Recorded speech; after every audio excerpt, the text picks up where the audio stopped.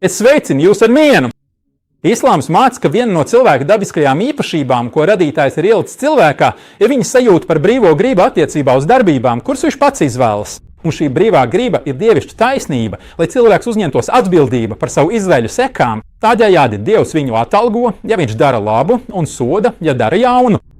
Savukārt ateisms apgalvo, ka nav ne radītāja, ne dabas, ne dvēseles. Tad mēs esam tikai materiāla būtības, vienkārši atomu kopuls.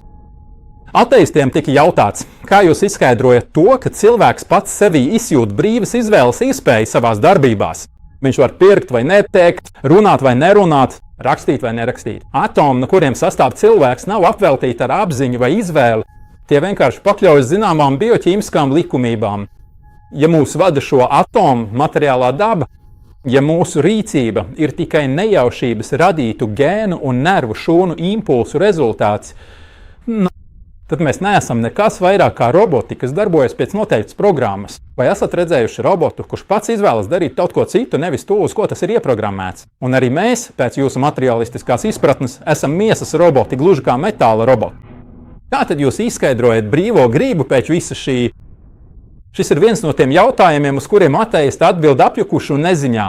Kā šajā intervijā ar Richardu Dokinsu un Lorenzu Krausu, kur Dokins atzīst, ka šis jautājums viņu biedē, un viņa materialistiskie uzskati par brīvās gribas neesamību ir pretrunā ar viņa spēcīgo personīgo pārliecību par tās esamību.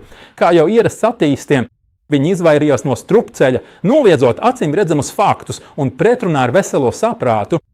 Tāpēc daudz no viņiem noliedza brīvās gribas esamību, tāpat kā iepriekš noliedza loģiskās nepieciešamības, morāls vērtību un reliģisko tieksmi, un sajūta, ka dzīvē ir mērķis.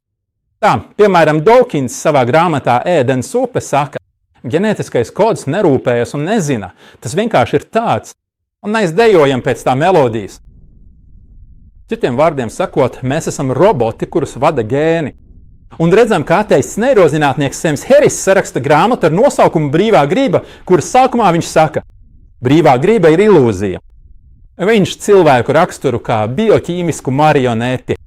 Un to pašu pauž arī viņa grāmatas vāka attēls. Neskatoties uz to, viņš ar lepnumu uz vāka norāda, ka ir viens no visvairāk pārdotajām grāmatām ticības beigas autors. Tātad šis ir tas lielais sasniegums, ko izplatījuši apgaismotie ateisti, pārliecināt savus sekotājus, ka nav dieva un ka viņi ir tikai lēles uz aukliņām.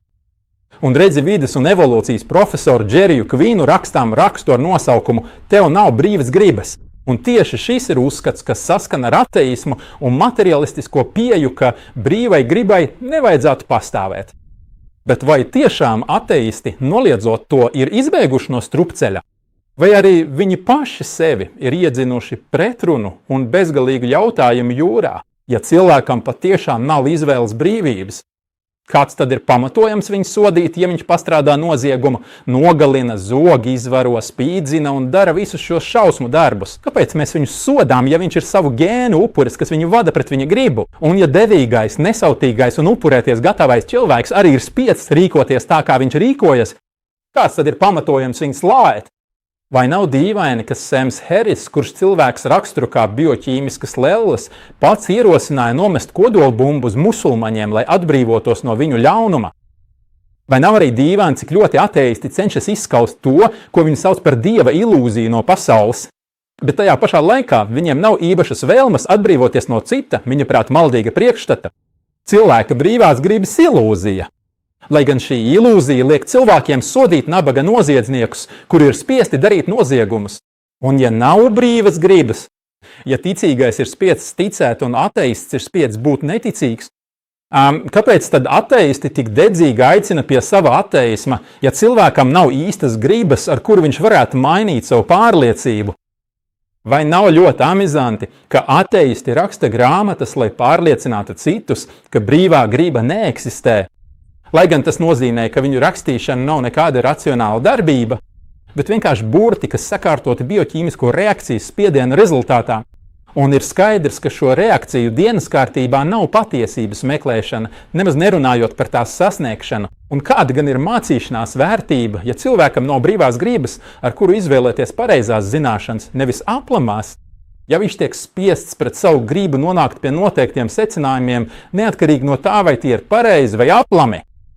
Vai nav zināms, ka arābu valodā vārda prāts, ris, izcelsme ir saistīta ar aizliekšanu vai atturēšanu? Tātad cilvēka prāts viņu attur sekot jebkām akli kā lopam. Vai tad ateisti nav bez prāta, jo noliedzot brīvo gribu, viņi tiek vadīti uz to, ko dara, bez jebkāda šķēršļa? Vai nav smieklīgi pēc visa tā, kā ateisti sevi sauc par brīvajiem domātājiem, free thinkers, lai gan noliedzot brīvo gribu un noliedzot prāta pašsaprotamības, kā mēs paskaidrojām 5. sērijā? Cilvēks nevar būt ne domātājs, ne brīvs. Vai nav smieklīgi, ka ateisti runā par cilvēku cieņu, lai gan viņa atteiksmes nozīmē cilvēku bez prāta, bez ētikas, bez nērķa, bez brīvas gribas, tikai ķīmisks netīrums, ko nejaušība kustina kā lelli. Nebeidzami jautājumi sit pa sejām ateistiem, kuri noliedza brīvo gribu un noliedza dvēseli, apgalvojot, ka mēs esam tikai matērija un ka mūsu gēni mūs vada. Bet šeit ir vēl viens ļoti svarīgs jautājums. Kad ateisti nespēja izskaidrot iedzimtas, šķietami nemateriālas parādības, piemēram, reliģisko tieksmi, morālo tieksmi un brīvo gribu, un izvairījās no to nozīmes, ka pierādījumi radītāja esamībai, tā vietā skaidrojot tās ar gēniem, vai viņiem ir kāds zinātnisks pierādījums šim alternatīvajam skaidrojumam, vai arī tā ir akla ticība kādai pārdabiskai lietai, kurai nav pierādījumu, ar ko viņi aizpilda savas zināšanas plaisas. Vai ateisti zinātnieki ir zinātniski savos skaidrojumos, vai arī viņi māna paši sevi un citus? To mēs uzzināsim nākamajā sērijā, ja Dievs dos. Un miers jums!